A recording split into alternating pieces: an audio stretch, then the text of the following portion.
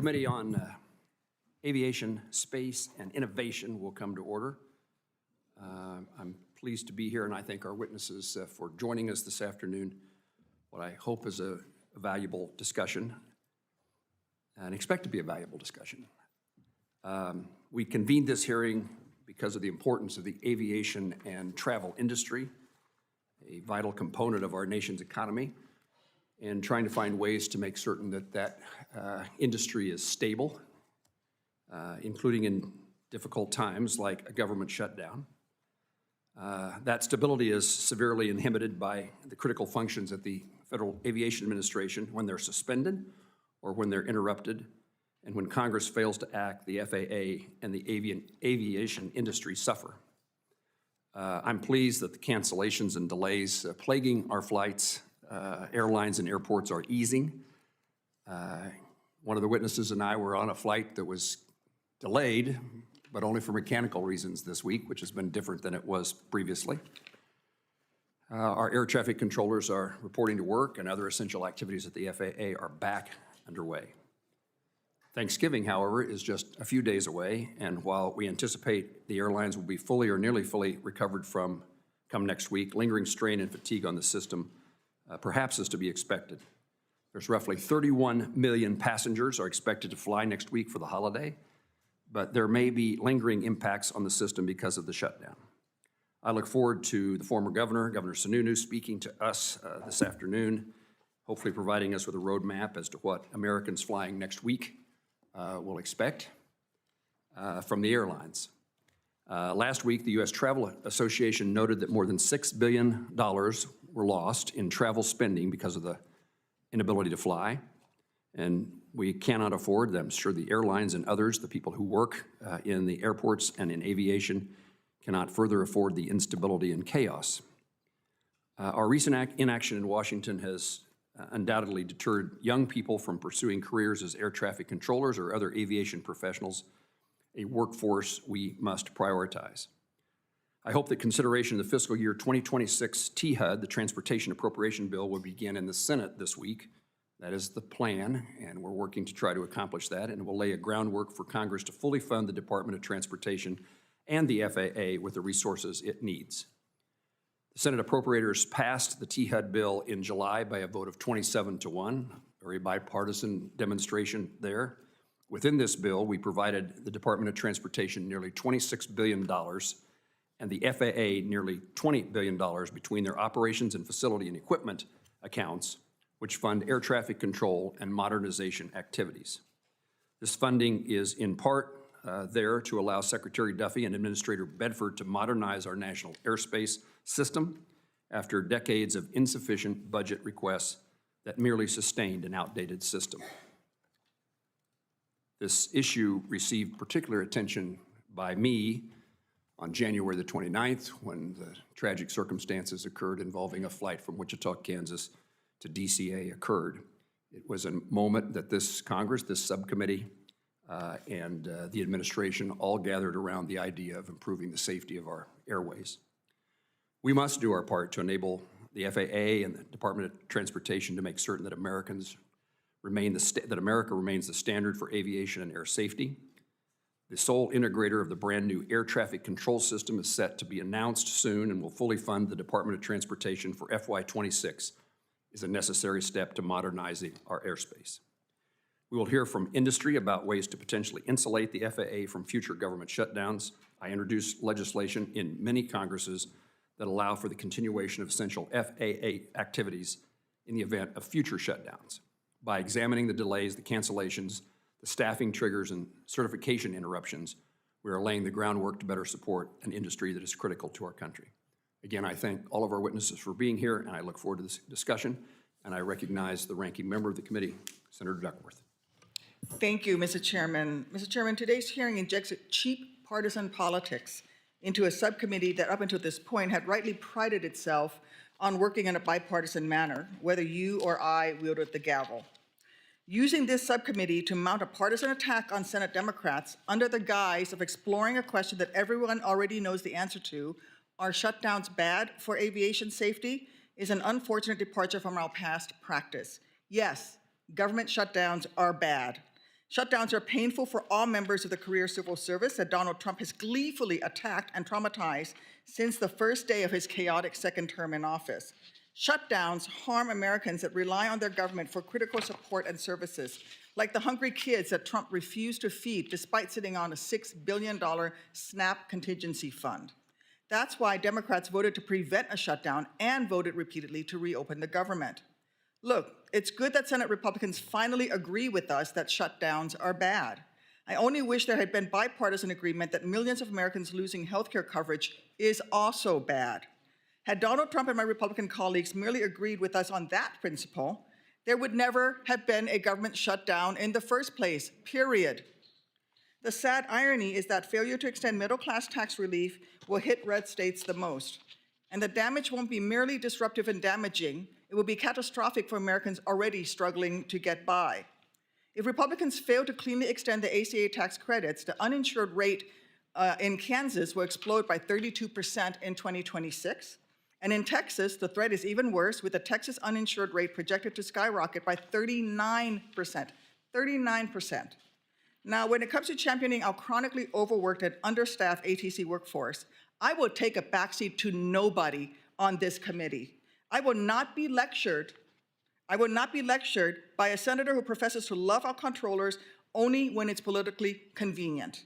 But when behind closed doors, away from cameras, that Cancun-loving senator not only failed to advocate for a max hiring requirement during FAA reauthorization negotiations, he actually opposed it. Let's make it clear, the guy that you think loves air traffic controllers opposed max hiring requirements for air traffic controllers during FAA reauthorization. So if Senate Republicans truly cared about controllers, beyond using them as partisan political pawns, they would have done what they've done numerous times before they truly care about something: change the rules. Yet, not only did Senate Republicans fail to change the rules to allow a simple majority to reopen the government, they blocked numerous Democratic bills from passing that would have paid civil servants during the shutdown. They even failed to force a vote on Chairman Cruz's bill to pay controllers during that shutdown. He had a bill to pay you. I also don't want to hear any BS about Donald Trump caring about air traffic controllers. If Trump cared about controllers being paid, he would have paid them. Does anyone seriously think that Donald Trump needs congressional permission to raid the Airport and Airway Trust Fund to keep the FAA operating during a shutdown? Please. He didn't ask for permission to raid the DoD R&D accounts to ensure that the military received paychecks during a shutdown. I'm glad they did, but he paid them because he wanted to. He didn't pay you because he didn't want to pay you. When Trump cares about something like building a ballroom, bailing out Argentina, denying SNAP benefits to low-income Americans, he just does it. If he wanted to pay air traffic controllers, he would have paid you. Consequences, laws, and norms be damned as far as he's concerned. Trump's failure to simply cut paychecks for air traffic controllers confirms what should have already been obvious. Donald Trump doesn't give a damn about the ATC workforce. Look, the shutdown is over.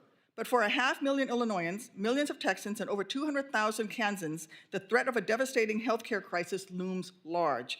This includes Americans like our witness here today, Ms. Eileen Spickler of Ottawa, Kansas. Eileen's husband, Barry, will be forced to forego health insurance because they simply can't afford to lose the $1,100 in tax relief that enables them to afford their monthly premiums. Eileen and Barry are not unique. They are among the 24 million Americans who are desperate for Republicans to extend enhanced premium tax credits. This should be easy. We just need to strike a word or two, or simply replace numbers in 2 places in the tax code. That's it. If Speaker Johnson had the courage to bring it to a vote, there are at least 229 votes in the House to pass the bipartisan Premium Tax Credit Extension Act, a Republican-authored bill that would cleanly extend the ACA's enhanced premium tax credits. I truly hope Senate Republicans will see the light and realize delivering tax relief that makes health care affordable for middle-class Americans can be, and indeed should be, a common-sense affordability policy that unites Republicans and Democrats alike. And let's stop turning this committee into partisan sham attacks on one another and get down to the real work of keeping America's flying public safe. I yield back. I'd like to introduce our witnesses for today. Our first witness is Nick Daniels, the President of the National Air Traffic Control Association. In his role, Mr. Daniels advocates for the dedicated air traffic controllers who oversee and safeguard our national airspace. Prior to his role, he served as an air traffic controller and as a former U.S. Marine. Our second witness is Chris Sununu, the President and CEO of Airlines for America, which represents our country's major carriers and cargo companies. Mr. Sununu is the former governor of New Hampshire and the longest-serving Republican governor in nearly a century. I believe it's your first appearance before a committee. We welcome you. Our third witness, James Viola, and I believe this is a maiden appearance for you, Mr. Viola, is President and CEO of the General Aviation Manufacturers Association. In his role, Mr. Viola represents the interests of over 140 airframe avionic engine and component manufacturers for the aviation industry. And our final witness is Mrs. Eileen Spickler, a resident of Ottawa, Kansas. Ms. Spickler, a special welcome to you. I now recognize Mr. Daniels for his opening statement. Thank you very much, Chairman Moran, Ranking Member Duckworth, other members of the subcommittee. Thank you for the opportunity to testify before you today on the effects of the 43-day federal government shutdown, the longest in American history. Every day that the shutdown continued, the margins of safety that we and the flying public depend on were reduced in our nation's airspace system. I am proud to have earned the title of Air Traffic Controller with 22 years of experience at both an FAA tower and en route facility, as well as 5 years as an air traffic controller in the United States Marine Corps. Unfortunately, before the shutdown ended, air traffic controllers and other aviation safety professionals that NATCA represents received 1 partial paycheck and 2 $0 paychecks, despite working full-time and in many cases, mandatory overtime. 7 weeks of work with no certainty of when we would be paid again. That said, controllers showed up and stepped up for the American flying public and for each other. No American should ever be forced to work without a paycheck, and failing to pay the workforce that keeps our skies safe is not acceptable and not sustainable. Throughout the shutdown, air traffic controllers ensured that the safety of nearly 3 million passengers a day on more than 45,000 flights a day arrived at their destinations. And controllers did this while operating with an overall shortage of 3,800 fully certified controllers that the system requires. Now, the unfortunate reality is, this is not new. NATCA has been advocating for increased controller staffing for more than a decade. NATCA thanks this committee for its work to address the shortage in the FAA Reauthorization Act of 2024. It not only updated the FAA's controller staffing targets, it also requires the FAA to hire the maximum number of controller trainees for 5 years and deploy tower simulator systems at every FAA tower to improve training and reduce training times. This committee must continue its oversight role to ensure that the requirements it established come to fruition. But the effects of the shutdown had real consequences for hardworking, patriotic American workers. 2 weeks ago, we delivered over 1,600 handwritten letters from air traffic controllers to congressional offices expressing the hardships that they were experiencing. We heard from an air traffic controller that is training at her new facility. Her husband is a 20-year, 5-time combat veteran who had 45 documented explosions and 7 direct hits. He returned from Iraq and Afghanistan with a 100% permanent and total service-related disability. Consequently, she is the single source of income for her family. Their son just graduated in AVA school, but they couldn't afford to attend the graduation. In addition to training at her new facility, she sold plasma twice, started driving for DoorDash, and towards the end of the shutdown, she had to take a part-time job on her regularly scheduled days off. We heard from recent graduates of the Oklahoma City Air Traffic Controller training in Oklahoma where they were resigning because they could not begin this challenging new career without a paycheck. We've heard from air traffic controllers who were struggling to find ways to pay for gas to get to and from work, while others struggled to pay for childcare so they could go to work. Air traffic control is one of the most mentally demanding and high-consequence professions in the world. Every moment we are at work, it requires everything we have: focus, judgment, decisiveness, perfect decision-making, thousands of times a shift. And what hangs in the balance is our responsibility to safety in order to prevent tragedy.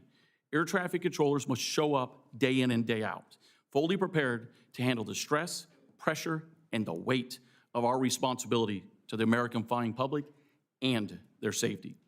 And this is why NATCA does support Chairman Moran's Aviation Funding Stability Act that would ensure the FAA would be able to pay employees and perform all of its functions in the event of a future shutdown. We also support the passage of any other legislation that would ensure this nation's air traffic controllers and other aviation safety professionals are paid during any future shutdown, including Chairman Cruz's Keep America Flying Act of 2026. Air traffic controllers and other aviation safety professionals are this country's patriots, dedicated to the safety of the flying public, and they should never be subjected to these challenges that distract them from their critical safety responsibilities. They are real people, they are real Americans, and they were facing very real problems. They deserved better. And I'll be happy to take your questions. Mr. Daniels, thank you. Senator Sununu, excuse me, I know Senator Sununu, Governor Sununu. Sorry, no senator here, but I appreciate it. Well, let me just begin by obviously thanking Chairman Moran and Senator Duckworth for holding the hearing. Coming off the unprecedented 6-week shutdown, the airline industry definitely appreciates the promptness that this body showed in having this discussion on how government shutdowns not just affect the airlines, but the American people and the American economy. I also want to recognize and thank the efforts of the TSA employees, the CBP employees, and of course the air traffic controllers represented here by Nick Daniels. All those individuals who showed up week in and week out without paychecks, without certainty, and made those personal sacrifices because they understood that the national airspace isn't something that this country can put at risk. They understood that the airline industry and its people, they are a national strategic asset, and I hope we can all agree should never be used as a political football. Now, the good news is we all know that this problem can and should be avoided, and there are opportunities before this body that would remedy the situation, not just temporarily, but permanently. That leads me to a special thanks to Chairman Moran for his Aviation Funding Stability Act. We need solutions like this to be implemented to shield the FAA and its workforce from the politics of a shutdown. So let me put into perspective the trends that the industry saw and was forced to react to as that shutdown progressed. One of the bigger questions that we receive. Typically on any given regular travel day, we can expect to see any controller staffing shortages cause about 5% of the overall delay. So for every delay that's out there, 1 out of every 20 might be because of a staffing shortage on a typical day. And so to ensure safety during the first 4 weeks of the shutdown, we saw that number triple to 16%, which again, to put into perspective, the cancellations weren't there, right? The delays were there because it was all about safety. But for the cancellations in those first 4 weeks, it was well under 1% of actual cancellations, which means the system was slowed down with increased delays, but the airlines, the FAA, the air traffic controllers themselves, they were mitigating the situation around the clock to ensure that passengers were getting where they were going and they were doing it safely. It was a Herculean effort, but with far better results than were seen in the last 2019 shutdown. Then came Halloween, which was America's true nightmare for our passengers. After 4 weeks of building pressures, the controller shortage spiked and remained elevated through the remainder of the shutdown. I'll leave it to Nick here to describe a lot of the strains felt by each of those individuals and their families, but understandably, it was clear that the system that was understaffed and antiquated before the shutdown was now overwhelmed. On November 6th, the FAA released Order Number 1, outlining the required airspace reductions starting at 4%, with the idea that it would build to 10% of forced cancellations in about a week. And these numbers may not sound like a lot, but for airline operations that require crew placement, management, asset placement, moving the actual airplanes to get them into position and repositioned, and then dealing with all the customer service demands that inevitably will result from such cancellations, it really became a 24-hour nonstop logistical nightmare for the airlines themselves. Just 3 days later, the number of delays had dropped, but the cancellations increased had skyrocketed, not to 4, but to well over 10%. And cancellations themselves increased from about 140 around November 5th to 2,800, 20 times that in just 4 or 5 days. Luckily, the Senate passed the continuing resolution less than a week after the initial order. But believe me when I tell you that while safety was always maintained through the shutdown, there were discussions within the industry that in order to ensure that that level of safety, which is absolutely required, much larger portions of the American commercial fleet may have to be grounded because logistically it just wouldn't have been possible to keep meeting those cancellation requirements. So what did this cost us? And by us, I don't mean the airlines. I mean, what did this cost America?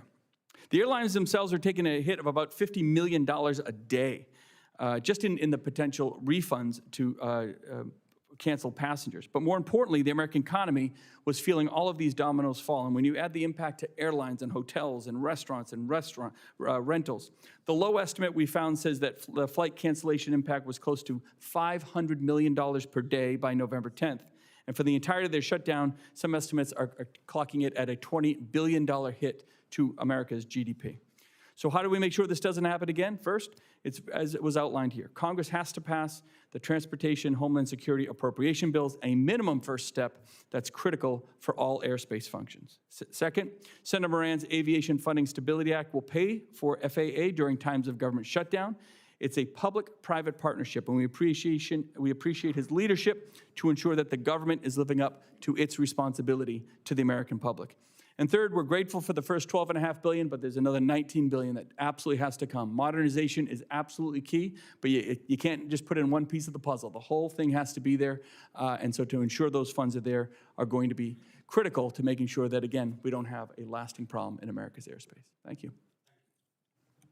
Mr. Viola. Senator Moran, Senator Duckworth, and members of the Subcommittee on Aviation, Space, and Innovation. Thank you for inviting me to testify regarding the impact of the recent government shutdown on the aviation sector.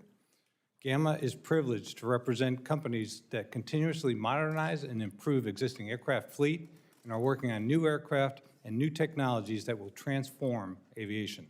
I want to acknowledge the dedication and sacrifice of the FAA employees and others who are responsible for the safety and the security of the aviation sector. They have conducted themselves commendably despite multiple missed paychecks and job uncertainty. As a former FAA employee, I saw firsthand how difficult shutdowns are for the agency and the workforce, and I know they are not easily recovered from. The shutdown limited the FAA to conducting essential activities only, which are those necessary to protect life and property, or required by law. As the shutdown continued, the FAA recognized that the delays in oversight and design approval certification activities were increasing, and delaying U.S. development of product improvements and safety-enhancing technologies, and the leadership began to call back more of the workforce inside the FAA to conduct additional safety oversight and limited certification activities.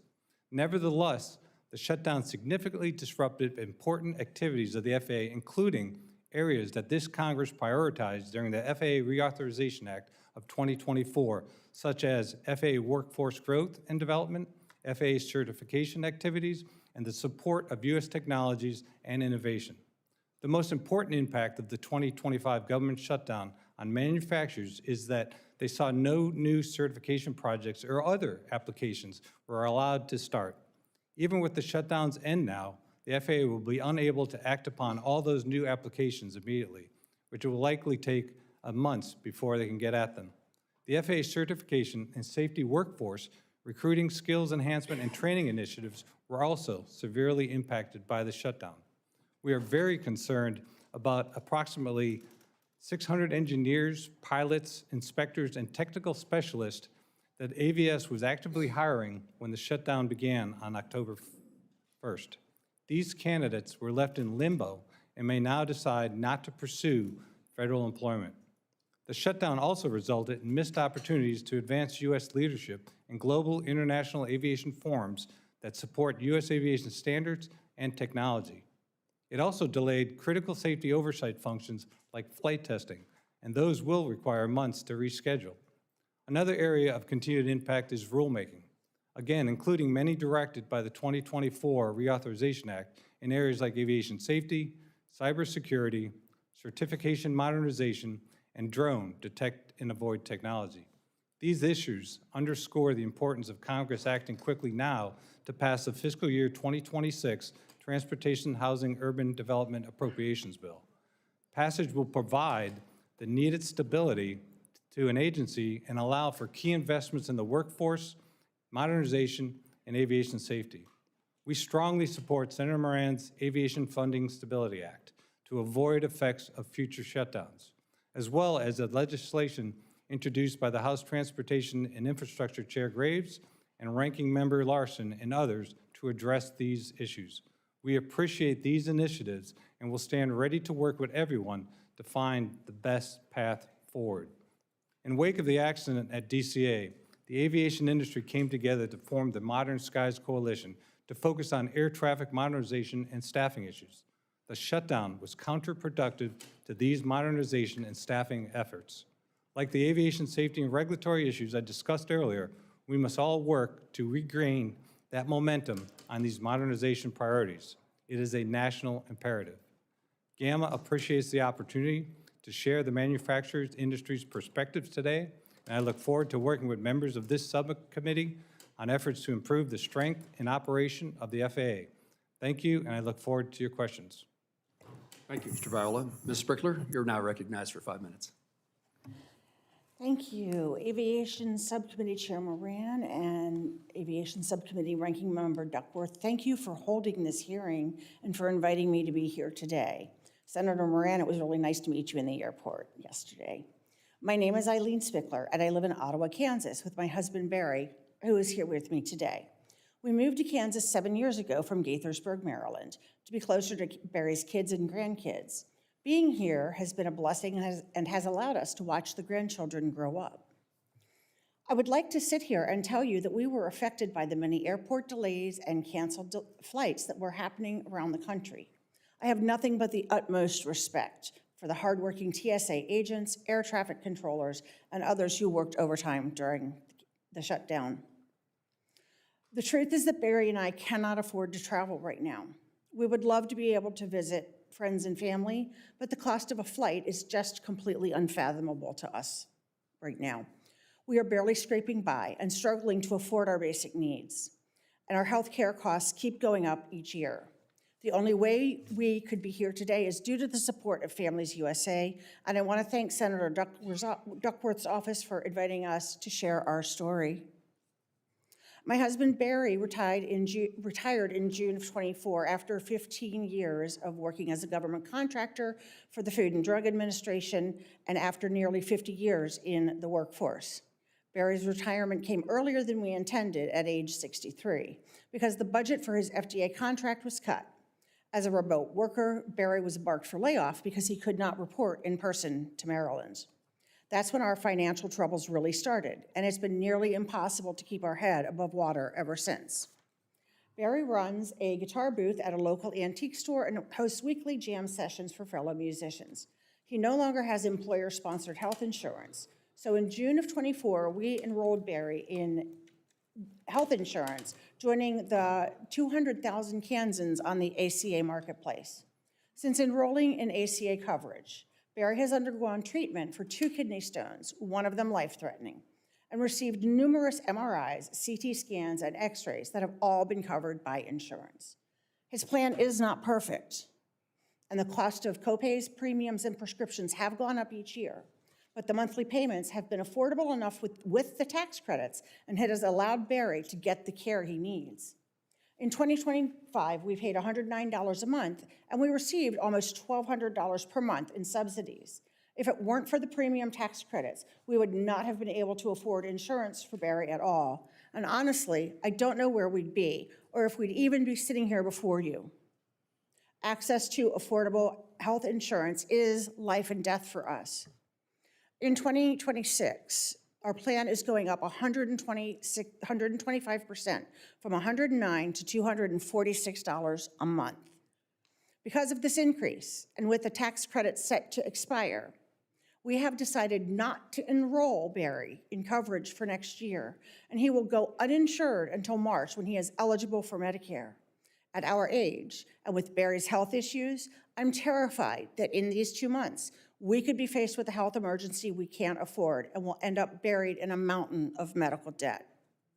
For the first time in our lives, we wait in line every other week at food pantries because that's the only way to afford our groceries. Earlier this week, the line in Ottawa was twice as long as it ever had been, with an almost 3-hour wait.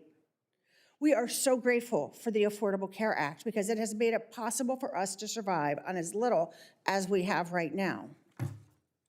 We are about $100 a month over the poverty limit for Medicaid because Kansas is one of 10 states that has not expanded Medicaid. I am a cancer survivor. I'm an aggressive cancer with a high likelihood of recurrence, and I'm still in treatment 9 years later. I receive disability benefits and Medicare. The peace of mind of knowing that we both have affordable health insurance is everything to me. But these last few weeks, knowing we're facing a gap in Barry's insurance for next year is terrifying for us both. Our story is unique, but we are not alone. There are 22 million Americans that use the premium tax credits to help them stay on health coverage. I am here fighting for my family and for the millions more who know the struggle of fighting to afford basic needs like health care. Health care is a human right. Nobody should go without it. And what is the point of having a health care plan if you can't afford to use it? I hope you will remember my story and take immediate action because we cannot afford to wait. Thank you for your time and for the chance to tell my story. For telling your story, and it is it planted in your senator's mind. Thank you. Let me see where to start with my questioning. Let's start with you, Mr. Sununu. Many Kansans will travel for the holiday. What do the airlines expect to be the circumstances those Kansans and Americans will face? As we go into the holiday, it's going to be full. It's going to be packed. The airlines are ready. The air traffic controllers are back. The skies are safe. So that's the great news. We want everyone to feel confident, first and foremost, about booking travel. But it'll be near record numbers, which is great. Looking into the Christmas season, we're hoping that those bookings pick up a little bit. I think some of the stories in October and some of the just the politics around what was happening at the airlines scared a few people off, so we want them to know more than anything that while it is going to be busy, the airlines and the system is ready. And it's more affordable than ever before, right? It's a better customer experience than ever before, more affordable domestically than ever before, more reliable now that we're out of the shutdown. And as an industry, we're looking to that end of January mark. That's the thing that scares us the most. But right now, we feel very confident about where things are and where they should be through the holidays. Mr. Daniels, what can we expect in the air traffic control world? Well, one of the things that I think this shutdown showed time and time again is the unfortunate reality of where the air traffic control system is, which is we operate with less, or 25% less than the required essential employees. We operate with 10,800 certified professional controllers, where there should be 14,633. Any profession that had a 25% reduction in their essential workers would be screaming for help. But yet, these men and women every day shoulder the responsibility and burden of moving the most planes in the history of the world, especially through this shutdown and 7 weeks of uncertainty. So we'll do what we do every day. We'll show up, we'll keep America safe, we'll keep the skies moving, and we're looking forward to getting back on track to the long-term commitment to hiring and training the next generation controllers and fixing the equipment that is antiquated and needs to be done. Mr. Daniels, you highlighted this subcommittee's and the full committee and actually the Congress's efforts to engage and further employ air traffic controllers. Part of that involves training, as you mentioned in Oklahoma City. What's the circumstances in the academy in Oklahoma City with students who want to be air traffic controllers? The academy did not close during the shutdown, as I understand it, but were students there, and is there a line still waiting to become air traffic controllers? There is still a line waiting. NATCA absolutely commends Secretary Duffy, Administrator Bedford for finding a way to keep the Oklahoma City Academy open for our first time in history. It's also important to note that air traffic controllers not only took on the added stress and pressure, the fatigue that comes with the shutdown, the uncertainty, but they were also training the entire shutdown. But for our first time in history, we saw people start resigning out of the academy, saying, you know what, I can't afford to pass the Oklahoma City Academy, move hundreds if not thousands of miles to one of the most high cost of living areas in America, which are near our major airports, to pick up a career in a profession that's not going to pay me, and I have no idea when. And they started to resign. And not only their resignations, but also controllers in mid-career started resigning, saying, enough's enough, I have to go find a job that has more stability than this. Mr. Viola, I think you probably represent the opportunity to talk about an area that's not necessarily thought about during the circumstances we've been through. and that's the certification process by which we advance aviation's technology and capabilities, and we build and produce more airplanes to fill the fleet. Tell us in your words what it is that was not occurring during the shutdown that matters to the safety and well-being of the flying public, as well as what it means to our ability to compete in a global economy. So as new technologies are certified to get onto aircraft, the ability to get those new projects into the FAA to start that process to get them on board the aircraft. So the modernization of aircraft would be one thing. And then the fact that everything just kind of shifts and the rescheduling of the activities with the FAA to do those new projects, the new technology bases to be a leader in the aviation community. Thank you. Senator Duckworth. Thank you, Mr. Chairman. Mr. Daniels, you noted that for the first time in history, and you just said you commend Secretary Duffy and FAA Administrator for finding a way to keep the Air Traffic Controller Academy open and keep training. In your conversations with them during the shutdown, did you ask them to find a way to also pay air traffic controllers since they found a way to keep the academy going? I did not specifically have that request of them during it, but it was loud and clear that paying air traffic controllers is essential. So it was, you commend them for keeping their academies going, but you didn't actually ask them to pay the air traffic controllers. I mean, if DOD, if FAA can continue hiring and training air traffic controllers because of failing to do so would risk the imminent loss of life or loss of personal property, surely there's a case to be made for paying air traffic controllers from reprogrammed funds or even donations from industry. I mean, if DOD can use funds that Congress authorized and appropriate for R&D and not salaries and expenses, along with accepting a billionaire's donation of over $100 million to pay military men and women, what stops FAA from following suit and reprogramming funds from accounts like the Airport and Airways Trust Fund to pay air traffic controller salaries or solicit donations from industry? Did you have a conversation about using those funds to pay the air traffic controllers, which I would have supported? I did not have a specific conversation as what you're referencing, but I'll put my request on record from now on in the future.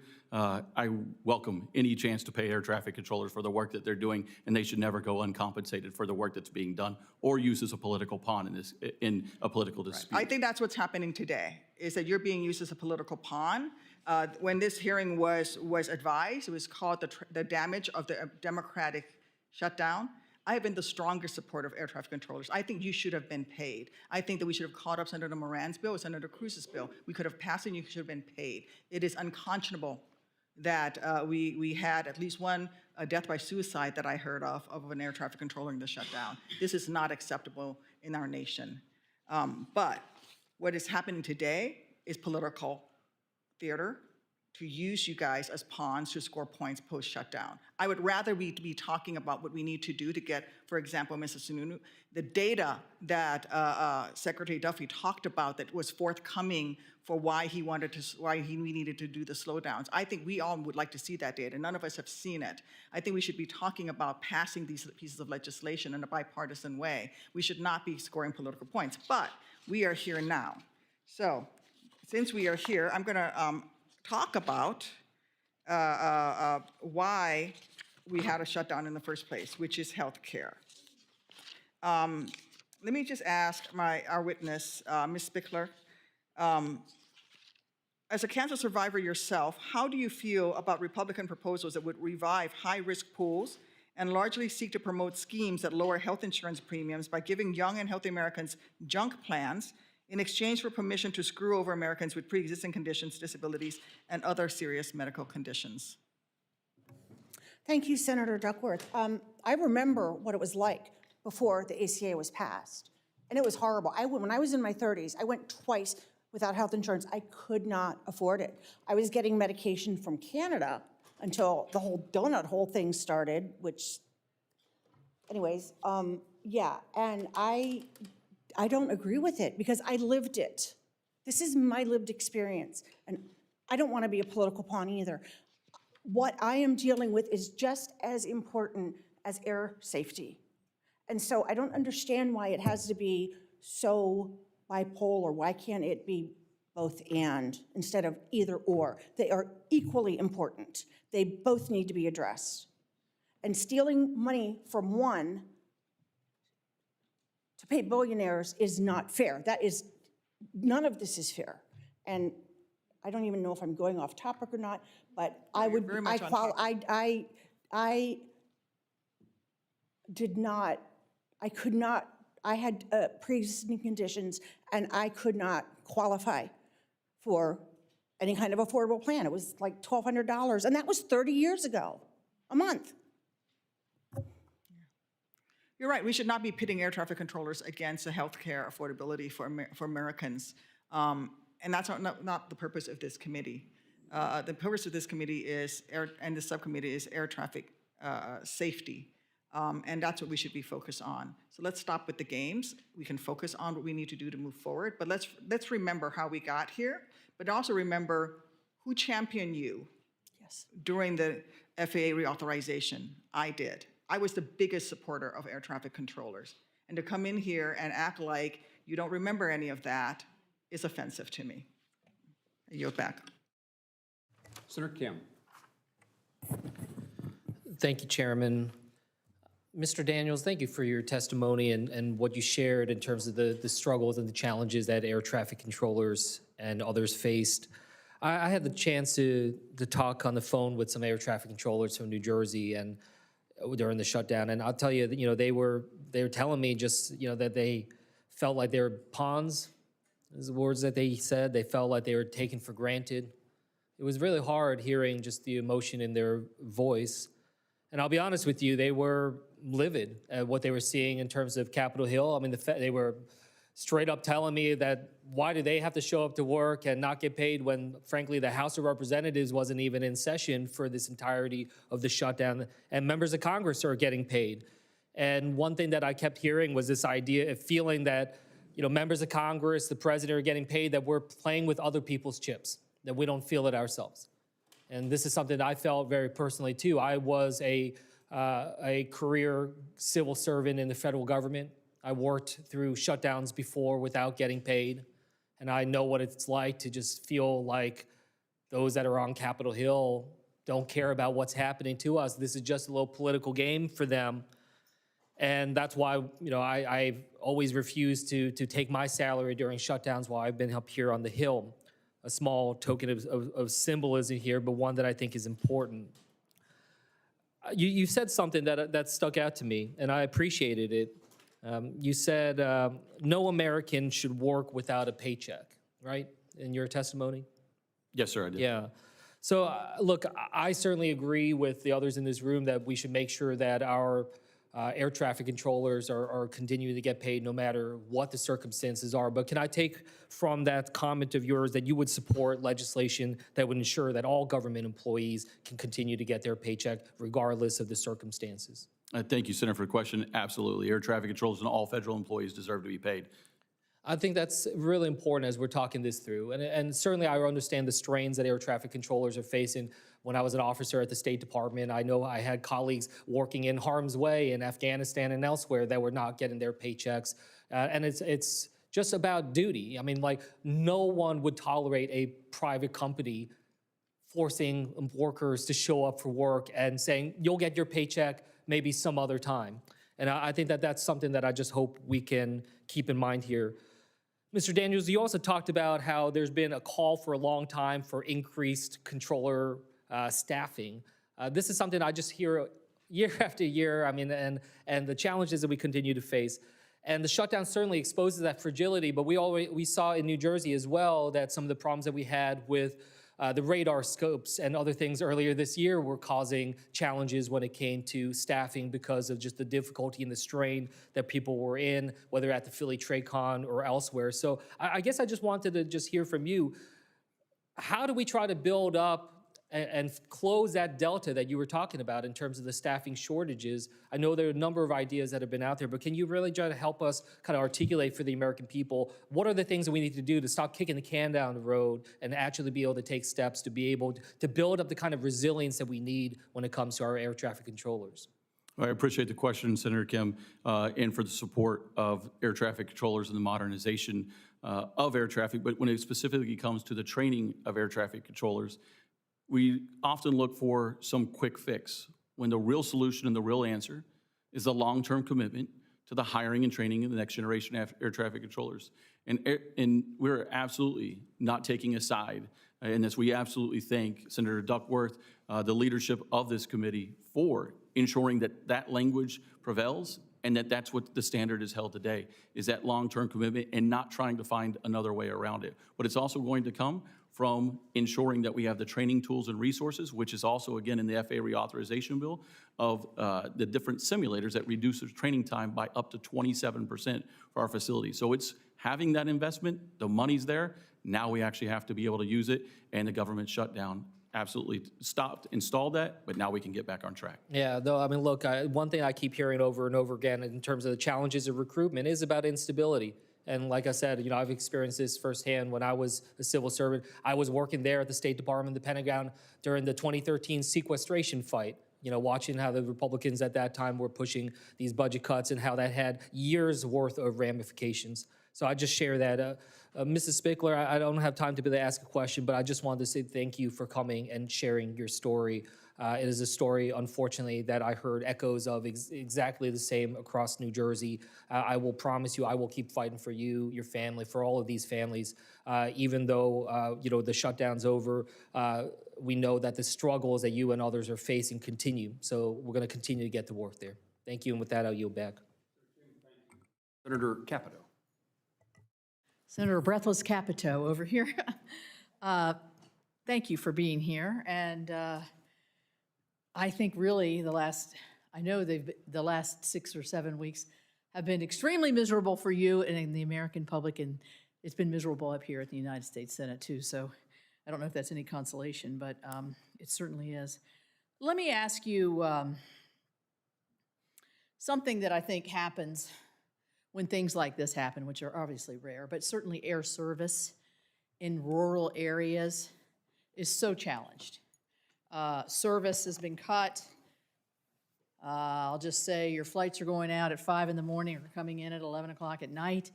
And so the fear, I think, is as we head towards, when we look at shortages of air traffic controllers and other stresses and strains, I mean, how do you view this? I guess, Mr. Daniels, this would be for you. How do you view this from the air traffic control perspective in something like a shutdown or something where there's a slowdown in the economy? Where do you see the differences of impacts between urban and rural America in terms of air service and availabilities? And how do your people look at that, your air traffic controllers?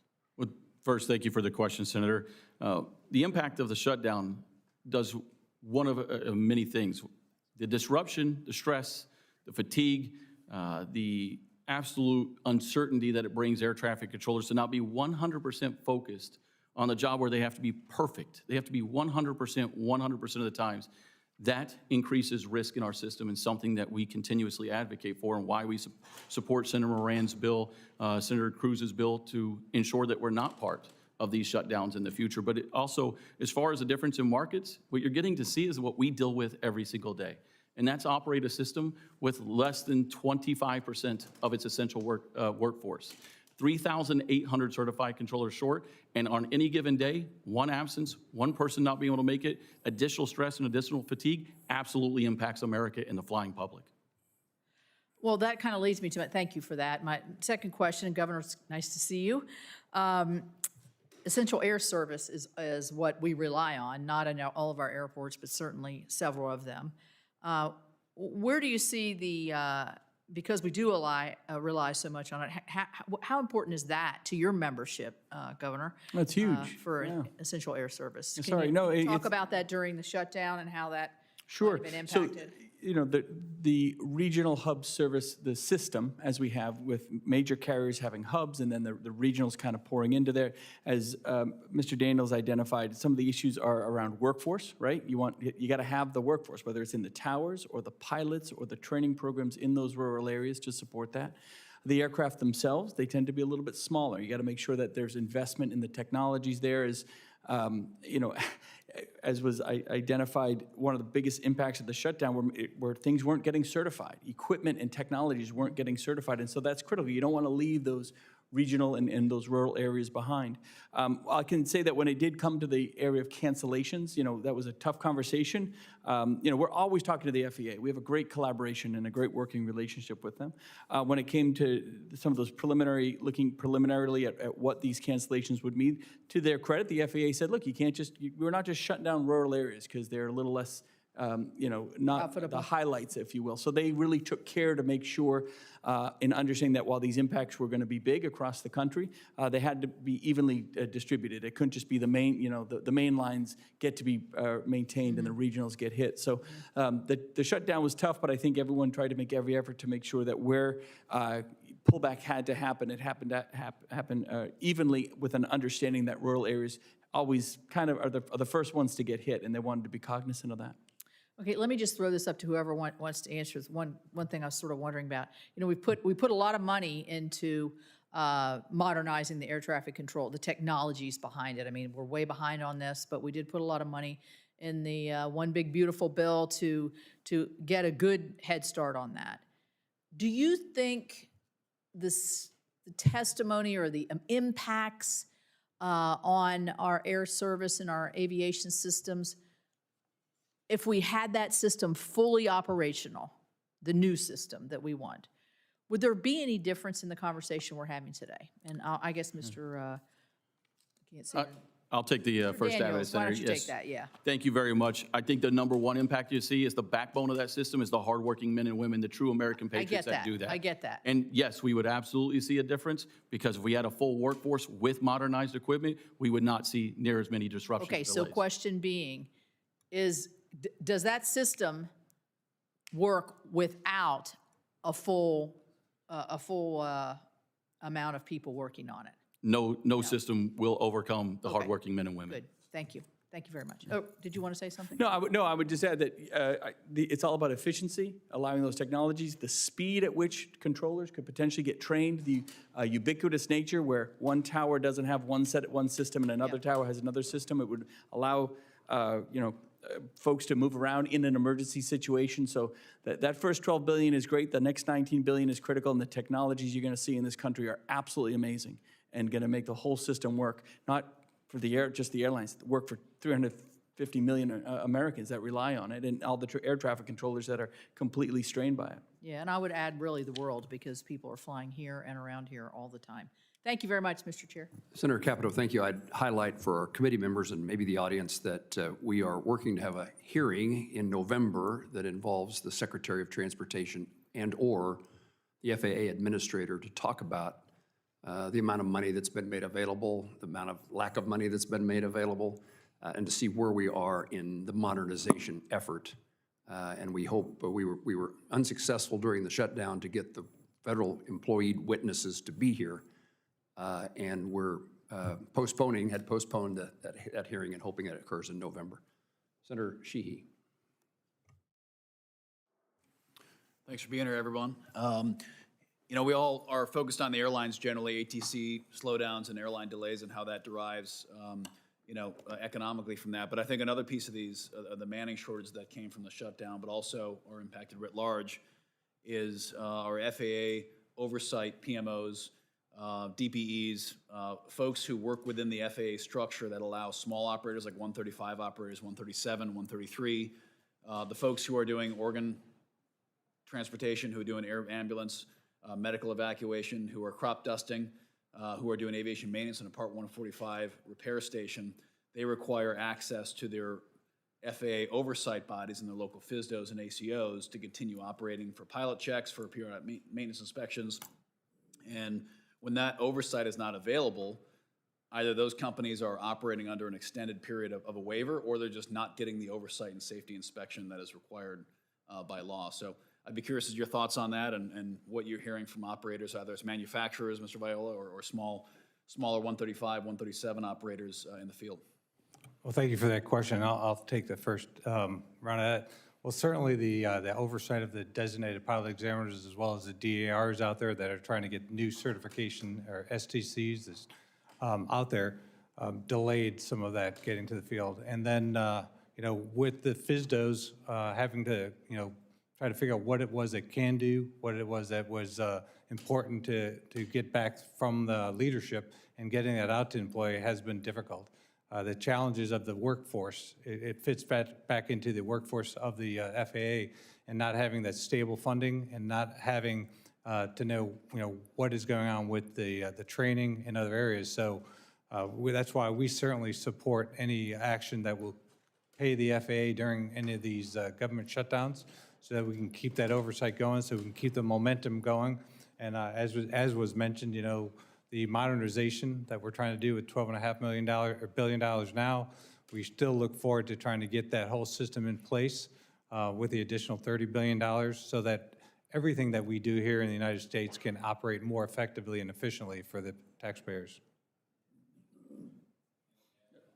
No, the only thing I would add is, when we were talking about the aspects of what happened during the shutdown, when we talk about whether it's the cancellations or the delays, to your point, I think very importantly, the new way of healthcare in this country is everything from using broadband and telehealth to getting your pharmaceuticals shipped to you, to getting your home health care, your home dialysis, whatever it might be. So when we see pullback, that happens to our cargo carriers that we represent, the FedExes, the UPSs, the Atlas. That means that those delays happen. And as a lot of folks know, just a day or two delay on things that have to be overnighted for healthcare in the home, it's not just out of the hospital anymore, these things have huge effects on how healthcare is delivered nowadays, and just an important aspect that it wasn't just the passengers that were affected, the carriers, they're delivering organs, delivering people to vital healthcare, to hospital, but also that everyday use. The FedEx, UPS, they all had to pull back to those same levels, and it hurt. It caused a lot of delays everywhere.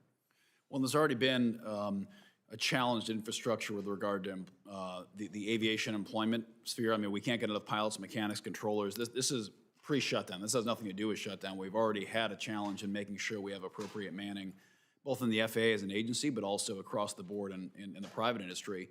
And then when something like this happens and kind of throwing fuel on the fire, especially in rural areas with essential air service access, and where we have towers that are at half manning across a lot of the Mountain West as those towns are growing so fast and air travel's growing there. So thank you for your comments. I appreciate your time today. Thank you, Mr. Chair.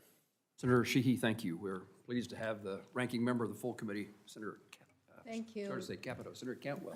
Thank you, Mr. Chairman, and thank you and to the ranking member for holding this important hearing and for our witnesses being here.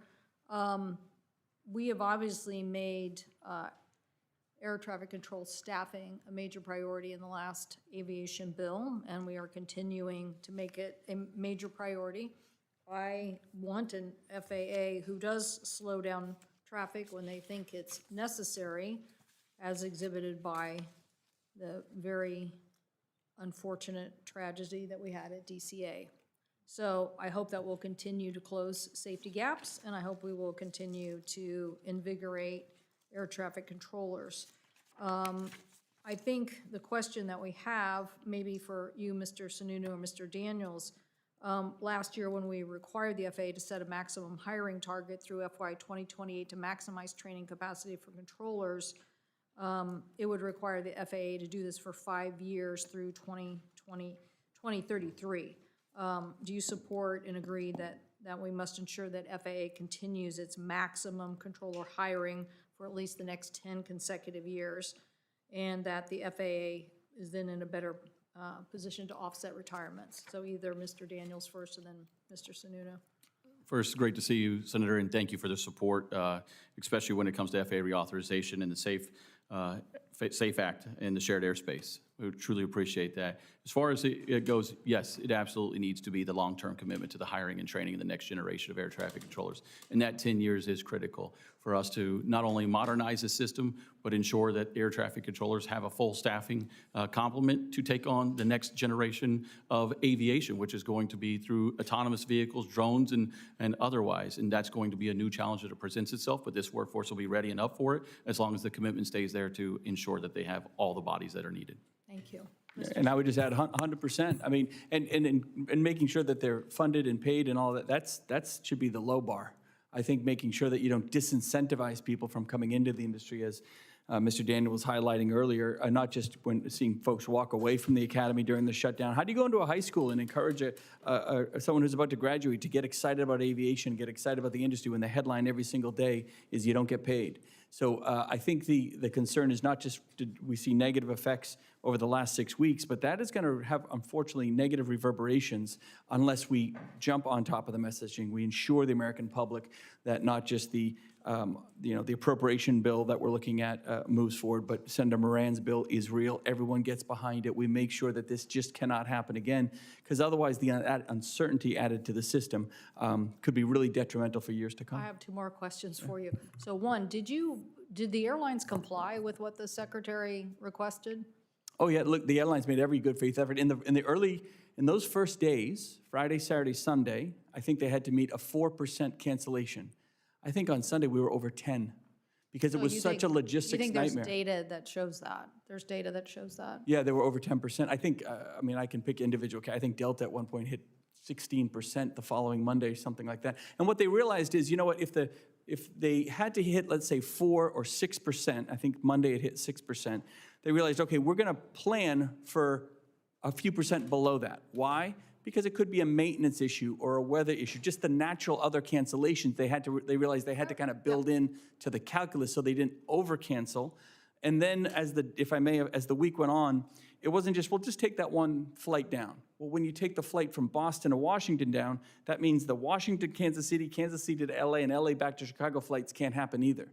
So moving the assets around, consolidating those customers, and the crews, because there's laws and regulations and protections around those crews.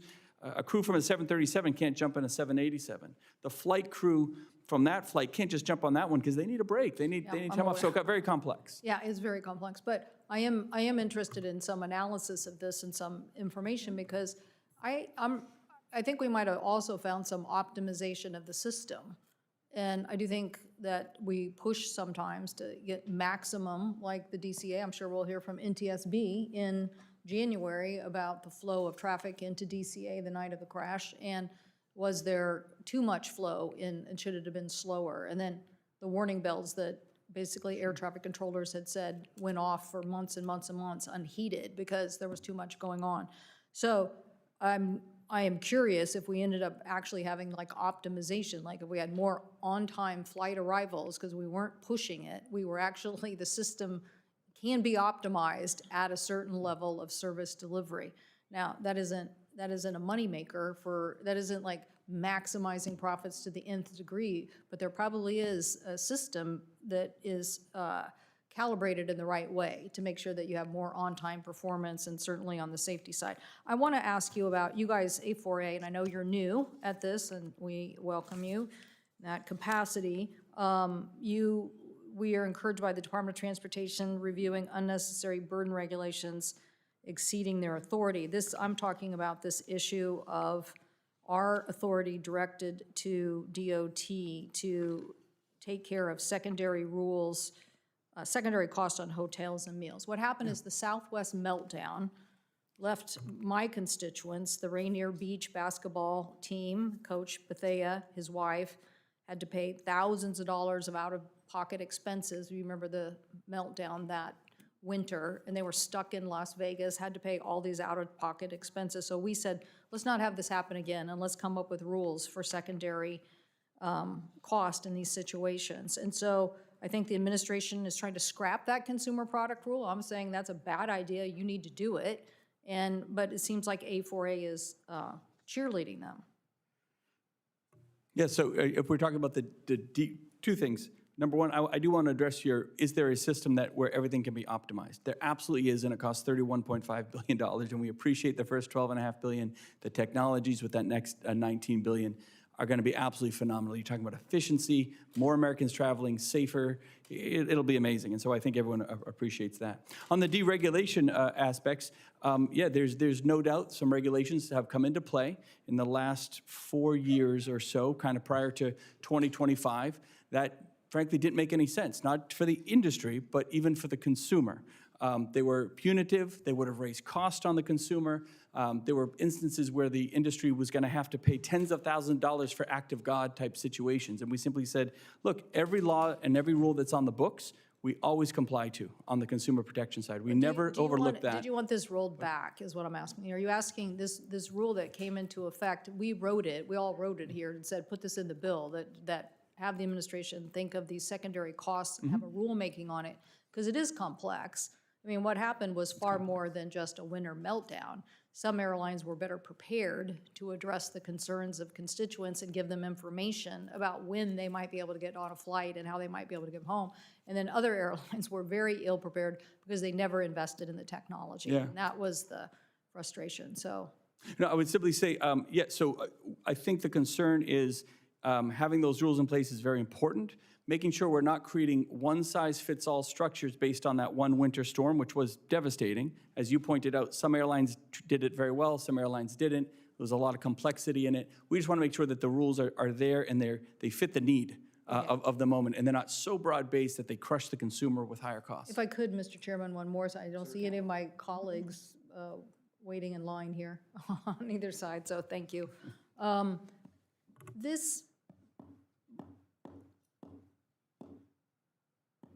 We have a bunch of people here with us today. And we've tried to deal with this issue 2 or 3 times, and it's really frustrating. The people who are ramp workers at airports clean our planes. They help with the security of the system. They are part of the aviation system. We tried during COVID to help them and met with huge opposition, even though we worked very hard in about 25 days to come up with a plan to help the airline industry survive during COVID. We tried in the last FAA authorization bill to also resolve the issue. And the issue is these people, they're not falling through the cracks when it comes to cleaning the planes and servicing our airports and taking people in wheelchairs and getting them to locations. They're not falling, they're doing their job. But everybody acts like they are an island where they just appeared somewhere. They're not. They're part of this ecosystem. They are part of the aviation ecosystem, and they deserve to have health care. I do not want them coming on a plane sick. The whole point of getting on the plane, trying to make it not an unhealthy environment, why do you want the plane cleaned by people who are sick? So will you commit to work with me to find a solution to resolve this issue and help us get some compensation for the healthcare workers that are the only people at the airport? Everybody else, flight attendants, stewards, people who work in the coffee shop, everybody else in this entire system has healthcare, but these people, and everybody dodges it because they think that it's not their problem. But they are part of the delivery system and they deserve healthcare. Will you work with me on this? Yeah, look, in terms of the healthcare issue, obviously it's a giant issue, and it doesn't affect the airline industry. It affects 350 million Americans, of course. So, but I'm here to represent the airlines and making sure that the airlines are safe, they're moving on time, that we don't get caught in the political side of things, and not the airlines, that the American public doesn't get caught on the political side of things. But those discussions have to happen. Those solutions have to be brought to bear. On the healthcare side. It's not the political side. They are part of the a plane can't just come and land without somebody cleaning it, okay? The airport and that sector work together to try to have the security team, the cleaning team, the maintenance team, everybody have a robust system. So I think what happens here is everybody points the finger to somebody else that, oh, there are contract workers. So there are contract workers, so we don't have to provide health care. And Well, I would say, if I may, for those workers, they obviously don't work directly for the airlines per se, but if there are contractors or they are contracted through airlines. Yeah, and- That's the issue. And then the contractors don't deliver the care. Yeah, and Don't I would look to deliver their health. unions as well. I mean, a lot of them are represented by unions, and I would imagine that they need to make sure that they're incorporating that thing. But yeah, we're part of the big ecosystem, and we know we're the You big will work dogs. So with me. absolutely. Thank you. Yeah, That's what I wanted to hear. Thank you. Thank you, Mr. Chairman. Senator Duckworth, anything further? I have a couple of questions. Well, if you're going to do second round, I'll do some as well. If you want to, you can. Okay. Please. Oh, You go and I'll wrap up. Okay, thank you, Mr. Chairman. In the days leading up to the Trump administration issuing an emergency order mandating a significant reduction in flights, separate and apart from restrictions triggered by ATC staffing shortages, the Trump administration claimed that this order was dictated by data. As Secretary Duffy stated, and I quote, "The data will dictate what we are going to do, data-driven, safety-driven," end quote. Now, the irony is that under normal circumstances, nobody would cheer louder than me for evidence of FAA changing its culture to be more proactive in using real-time safety data and, most importantly, making tough decisions to prevent deadly incidents.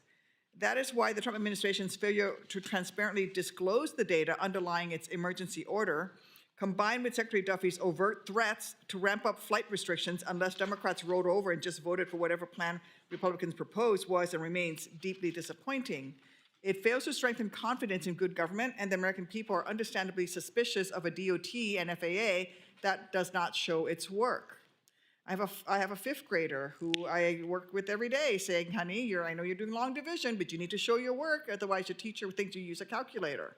Right now, frankly, the FAA's failure to respond to basic information requests from my office and the ranking member's office over the past few weeks does nothing to dispel accusations that the Trump administration weaponized our aviation industry against the American people to score partisan political points. In justifying its emergency order, FAA noted that voluntary safety reports submitted in October indicated that operators, presumably many employees of the air carriers that A4A represents, had concerns about the safety of the national airspace system, despite the mitigation measures that had been put in place. Governor Sununu, did any airlines proactively restrict flight volumes independent of staffing triggers, or even preemptively contact FAA to recommend that the agency consider emergency action along the lines of the emergency order that the FAA eventually issued? I know you're new to the I don't believe organization. that any of the carriers actually said we're going to cancel flights because of this, but to be clear, the carriers, the Airlines for America and the FAA were talking constantly about data, about what they're seeing, staffing triggers, hot spots, and I would note that what was interesting about this shutdown from the first day on October 1st all the way to the end, there was never consistency. It wasn't like the Northeast has a problem. It was one day it was in the West, one day it was in Newark, one day it was Burbank, one day it was Nashville. So it was very hard to manage. It was almost like playing whack-a-mole. But at no time did the carriers say, we have to take more flights out. They said, we just need to put more mitigation strategies in to ensure safety, which they did, resulting in the delays, and that's why the cancellations were well under 1% for the bulk of October till the pressures really built. So in that emergency order, the FAA stated the agency had, and I quote, "observed evidence of increased stress on the national air traffic system and aviation safety data, particularly 40 high-traffic airports," which I think is what you're speaking to. Unfortunately, FAA did not provide further insight into precisely what evidence and what specific metrics it used to determine that emergency order was required to immediately halt flights at high-traffic airports. Did your members provide any data to FAA, or did they share any data to you behind that? Well, the biggest Especially piece- at those yeah. 40, because I haven't seen it and I've been requesting it. Well, the biggest piece of data is incredibly obvious, all the staffing callouts. The I fact don't- that was increasing day by day by day, the fact that you had, I mean, Nick, you could probably give the more accurate data. On Halloween alone, the staffing triggers and callouts from just the morning to the afternoon skyrocketed. And then sometimes we'd see that go down, but Saturday was brutal, Sunday went down, Monday, Tuesday were, so the data that, at least that we were looking at, were those staffing triggers and callouts, and we were watching that hour by hour. And post Halloween, it really never went down. It was really, really tough. Beyond that, I mean, I'd have to refer to the FAA for any other data points, but those are the ones that we specifically were looking at. And then there were the close calls. So where did you, and that data came to you from the FAA, or how did you get the call-out data on how many air traffic controllers? We get that data literally hourly. There's a couple different services that we Okay. use. So we get morning, I can see what they call staffing triggers, and then that gets, again, Nick can probably give you more information, but that can get to actual potential shutdowns where the actual towers just don't become sustainable to be manned in terms of landing and not landing. And we had a couple instances there. And if I may, shortly before the FAA came to us and said, look, we may need to talk about forced cancellations, you had 3 or 4 close calls on the taxiways, physical close calls. So that was clearly of concern. And I'm not here to defend the FAA. They can defend themselves. But I think they said, look, to the point that was made earlier, we want to be preventative here. We're not going to wait for a tragedy or a crisis to happen. Let's be preventative and make sure we can keep the airspace viable. Let's not be like, frankly, the rest of government and wait for a tragedy before we do something. They said, we're going to get ahead of it. And that was really tough for the airlines, but if you talk to the CEOs, they'll all say it was the right thing to do. Being safe and smart is always best, and staying ahead of it and being proactive. And those number of call-outs were huge. Other data, I'd have to just refer to the FAA. But. My problem is that there's like all this different call-out data. So I've been trying to get a hold of all of the data. And if you guys were getting specific data from the FAA, I want to see that because the FAA has not provided it. And at one point, Secretary Duffy said he was getting 56 retirements a day. That was a number he put out, which I've not seen that backed up anywhere. And if it is, then I would need to know that. I'm just deeply concerned that there is a nebulous term of the data, and we don't know what that is. And if we want to look towards the future and do better the next time and do better even now, we need to know what that data is, and we should be sharing that data. And it deeply concerns me that FAA is not actually sharing the same set of data with everyone so that we're operating off of the same sheet of music. Yeah. Thank you, Mr. Chairman. Yeah, the only thing we really looked at was those call-outs. I don't mean to put Nick on the spot, but there's a couple different areas where I think you can see the actual number of call-outs and the triggers. We subscribe to a system that gives us that data, but. But yet, Yeah. Secretary Duffy put out a number that was not consistent. Thank you. Thank you, Senator. Just a couple of things to wrap up, at least in my thinking. You all have been kind to mention the bill I first introduced in 2019 in an earlier shutdown. This is not a unique circumstance. We've been through this before. Is there anything in that legislation, maybe I should explain for our audience that the Aviation Funding Stability Act is legislation that seeks to insulate the FAA in the event that there's a government shutdown. The bill authorizes the FAA to continue to draw from the Airport and Airway Trust Fund during a lapse in appropriations with no general fund contributions. The AATF generates sufficient revenues independently to sustain all agency programs, including air traffic control operations, staffing and training, aircraft certification, and other essential functions. Any of you have suggestions of how we might improve that legislation? Are there things that, and if you don't have an answer today, you're welcome to provide an answer later, but if we are able to pursue the passage of this legislation, what are we missing, or what have we erred in anyway?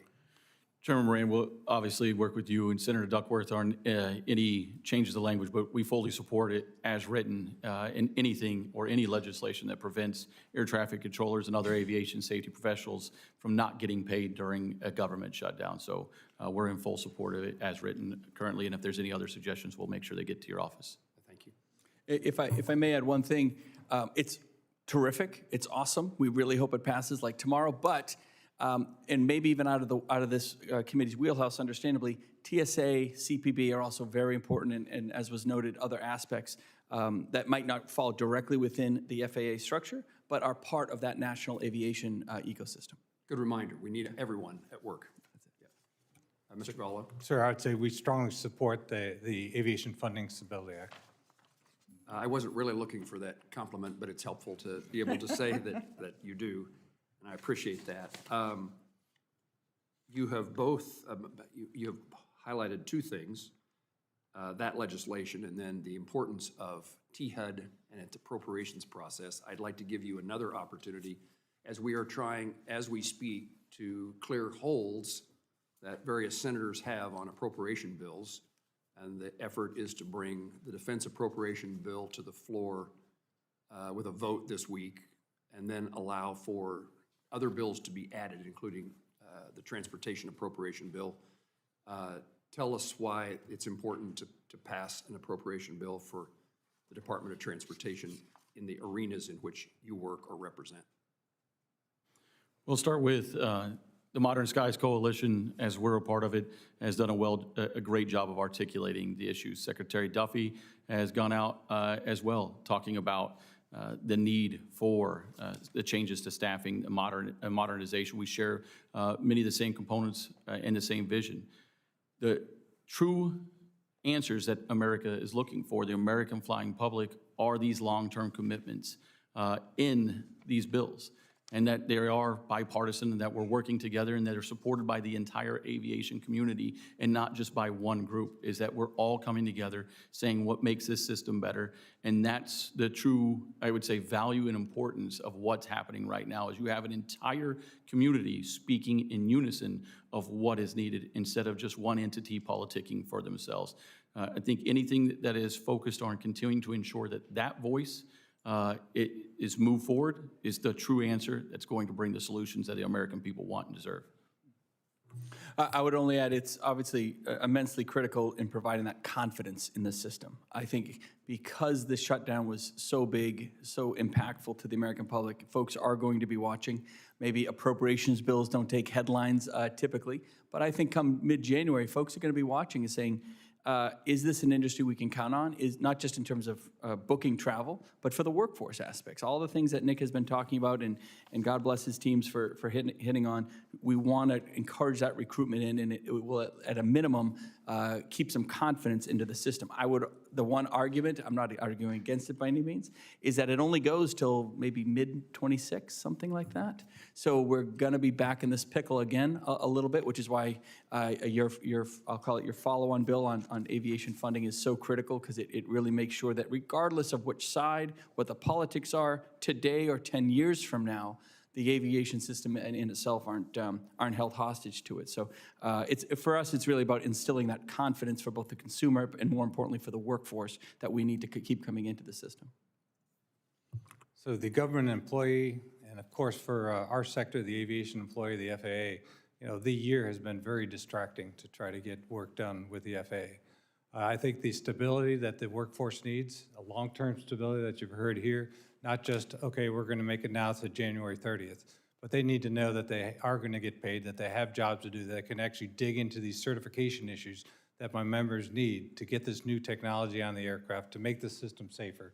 The Modern Skies Initiative that we're all members of, we want to see a great system out there that's able to support the new increased capacity, not reduced capacity that we had to show we can do here during the shutdown, but we want to get the eVTOLs of the future going. We want to get these new aircraft that serve the rural communities, the new capabilities that don't need the longer runways.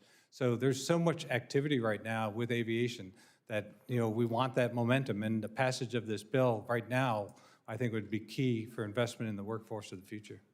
Thank you. I'll express those views to my colleagues. I know that you will as well.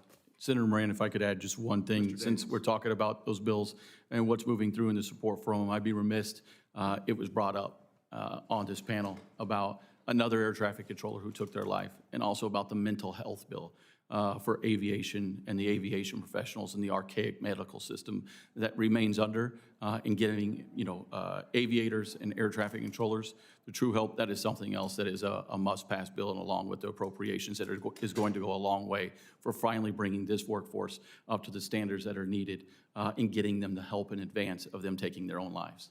What's missing in doing that?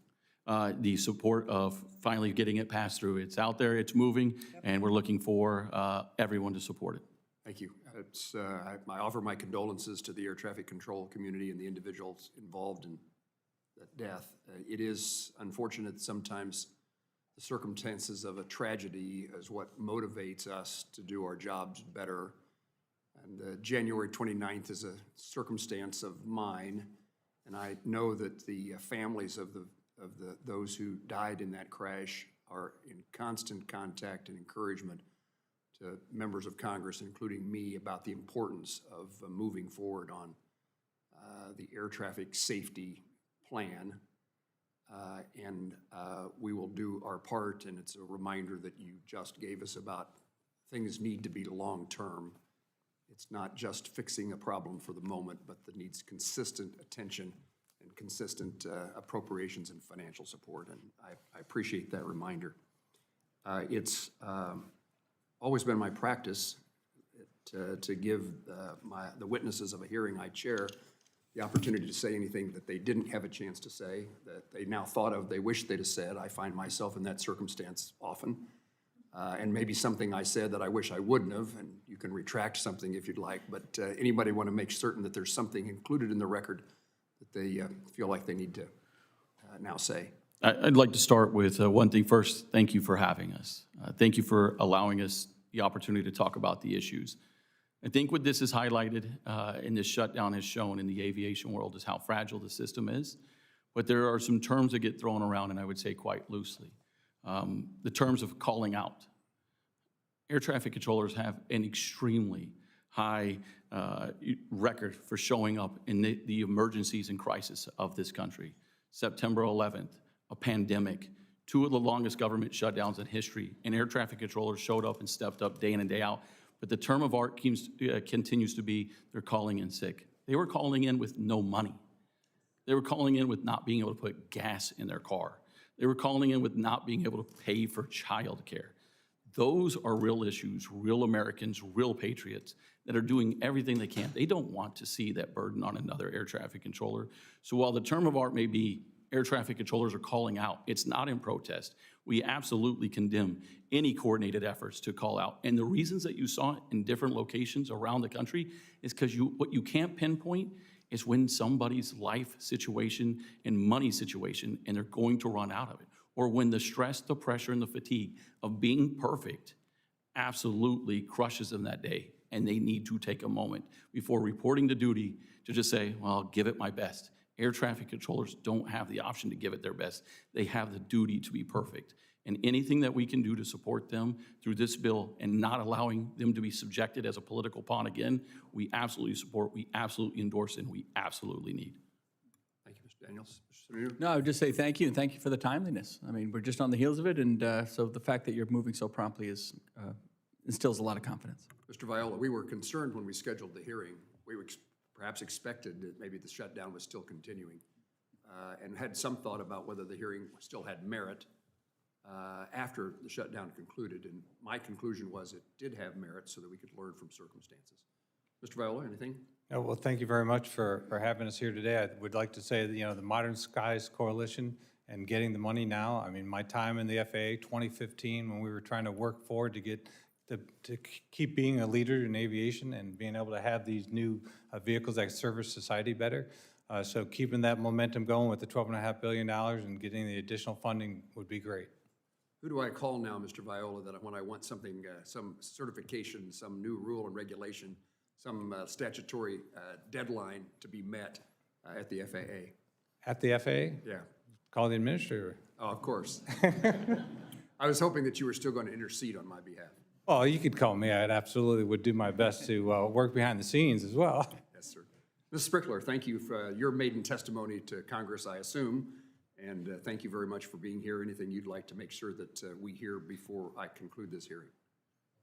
I thank you again for the opportunity to tell my story and to be heard. Thank you for your willingness to tell us. I got to find some magic words in a script. Oh, I have to read some items I'd like to enter. Okay, yes, Senator Duckworth. Yes, Mr. Chairman, I'd like to request unanimous consent that the following documents be entered into the hearing record. A written statement of April Verrett, President of the Service Employees International Union, a September 24, 2025 letter from Kansas healthcare providers to the Kansas Congressional Delegation in support of extending enhanced premium tax credits, and a September 2025 Urban Institute and Commonwealth Fund health policy brief titled 4.8 million people will lose coverage in 2026 if enhanced premium tax credits expire. Without objection, those documents will be entered into the committee's record. Now, you did. I should have just turned the page. Again, I would thank all the witnesses for being here. I wanted to perhaps join Senator Cantwell in her remarks about people who work at airports. I'm a frequent traveler, I guess it's by choice, but I live in Kansas and work here. And I'm in airports and on airplanes on a consistent basis, like almost all of my colleagues. And during the shutdown, I found the employees at the airport, including the ones that Senator Cantwell mentioned, to be, I don't know about good spirits, but they were certainly polite, respectful, kind of we're all in this together kind of attitude.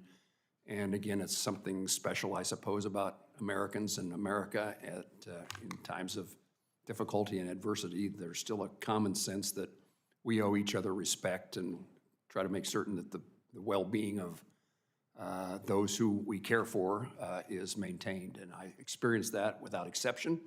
And so I thank the folks who work at an airport and the people who work at the airlines and across across the country. And just, I worry that we're beginning to take these kind of circumstances as too commonplace, and they ought to be extraordinary and not the norm. But regardless of which one they are, I appreciate people who are polite and respectful.